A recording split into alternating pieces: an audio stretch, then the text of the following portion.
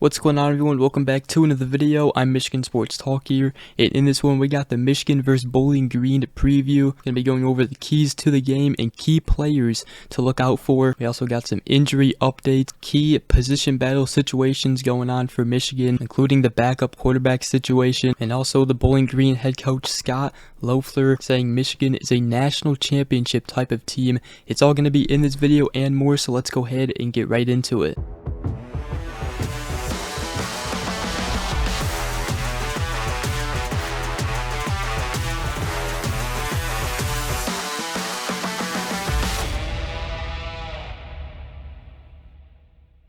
Alright, so we got the Michigan vs Bowling Green preview here, as the number 2 Wolverines will be taking on Bowling Green at 7:30 p.m. in the Big House on Big Ten Network on Saturday. Bowling Green coming into this game is 1-1. Michigan obviously 2-0 here, and this is the third matchup between these two opponents. Michigan beat Bowling Green 42-7 in 2000, and in 2010 Michigan beat them 65-21. Right now the spread is Michigan 40.5, and according to ESPN's matchup predictor, Michigan has a 98.2% chance to win. Looking at Bowling Green's schedule, I want to talk about them first. They lost to Liberty 34-24 in their season opener, and then they beat Eastern Illinois 38-15 last week. And you look at Michigan's schedule, they beat East Carolina 30-3, and they beat UNLV 35-7 last week. So I just want to go ahead and get right into it, and I want to talk about Bowling Green. Now, Michigan will face a familiar face as Bowling Green's senior starting quarterback, Connor Bazelak. He was Indiana's quarterback for the 2022 season before transferring to Bowling Green for this season. This season, he is 29 of 49 for 390 yards, 3 touchdowns, and 3 interceptions. And he went 6 of 21 for 71 yards and 3 picks in the opener against Liberty. So definitely played a lot better against Eastern Illinois. As far as other playmakers for the Bowling Green offense, they have the sophomore running back Terrion Stewart, who rushed 17 times for 106 yards and 2 touchdowns. And they also have a junior, Teron Keith, who has 73 yards and a touchdown on the season. As far as wide receivers go, they have senior wide receiver Abdul Fatai Ibrahim, who has caught 6 passes for 72 yards and a touchdown. They also have senior wide receiver Odio Hilaire, who has 8 receptions for 97 yards and 2 touchdowns through 2 weeks. And they also have senior wide receiver Austin Osborne. So the receivers and the running backs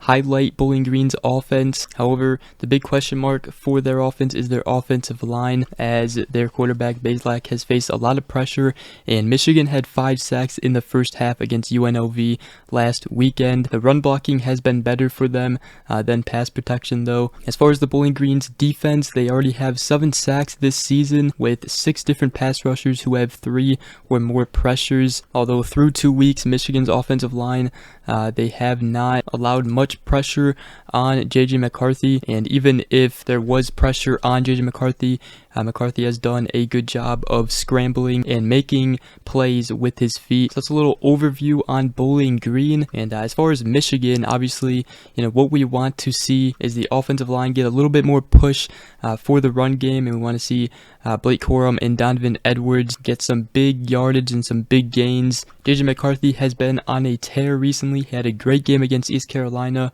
a great game against UNLV. Last week he went 22 of 25 for 278 yards, 2 touchdowns, and he still is yet to throw an interception on the season. Blake Corum had 15 carries for 80 yards and 3 touchdowns, as he is trying to rush for 100 yards in the game for the first time this season still. As far as receiving goes, Michigan's top 3 receivers right now is Roman Wilson, who has 5 touchdowns on the season. He went 4 receptions for 89 yards and 2 touchdowns last game. Cornelius Johnson still yet to get a touchdown, but he has been very good. He had 5 receptions for 82 yards last game.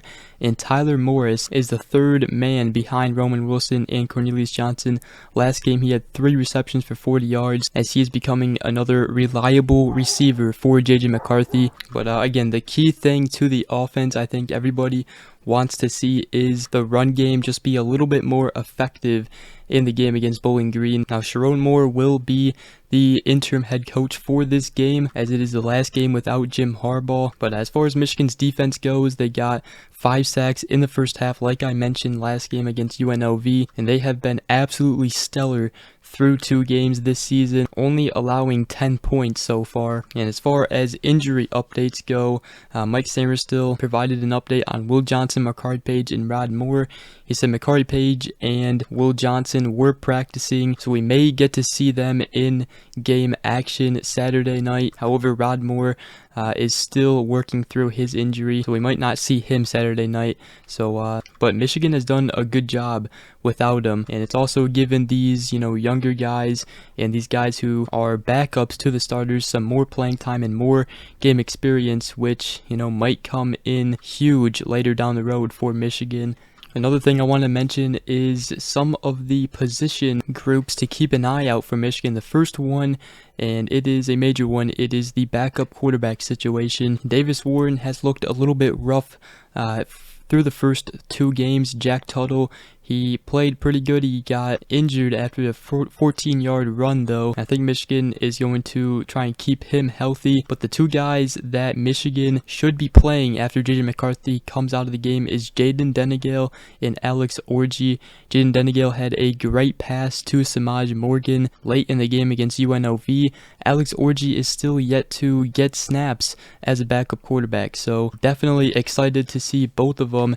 And, Michigan, they're still trying to find that backup quarterback. Jim Harbaugh did say Monday that don't anticipate Jack Tuttle playing, and he said we really need to see Jaden Denigale and Alex Orji in this week. So that's one huge position situation to keep an eye out against Bowling Green. Another emphasis is the blocking improvements for tight ends and wide receivers, in just helping Donovan Edwards and Blake Corum bust out those huge runs. The blocking for the wide receivers have not been the greatest, and Jim Harbaugh even took notice in it in his press conference Monday, so that is something to look for as well. And also the offensive line and the lineup that we have, as Sherrone Moore has revealed that Carson Barnhart, Zach Zinter, Drake Nugent, and Miles Hinton will be the starters up front moving forward. So I'll keep an eye out for those position situations. Last thing I'll talk about in this video is what the Bowling Green's head coach Scott Loeffler said about this Michigan team, as he was obviously a former Michigan quarterback and a former coaching staffer for Michigan football. He said, "We've watched all the Michigan film. They are a playoff team," and he says that Michigan is a national championship type of team and a way better team than last year. A lot of different coaches have been raving about Michigan. East Carolina coach, UNLV coach, and now the Bowling Green coach all notice Michigan's great talent that they have this season. But that's going to wrap up today's video. Michigan taking on Bowling Green in the Big House at 7:30 p.m. Saturday night. Hope you guys did enjoy this video. If you did, make sure you guys go ahead, drop a like, comment down below, and subscribe for more if you are new around here. I greatly appreciate it. But other than that, we will see you guys in the next video. Go Blue.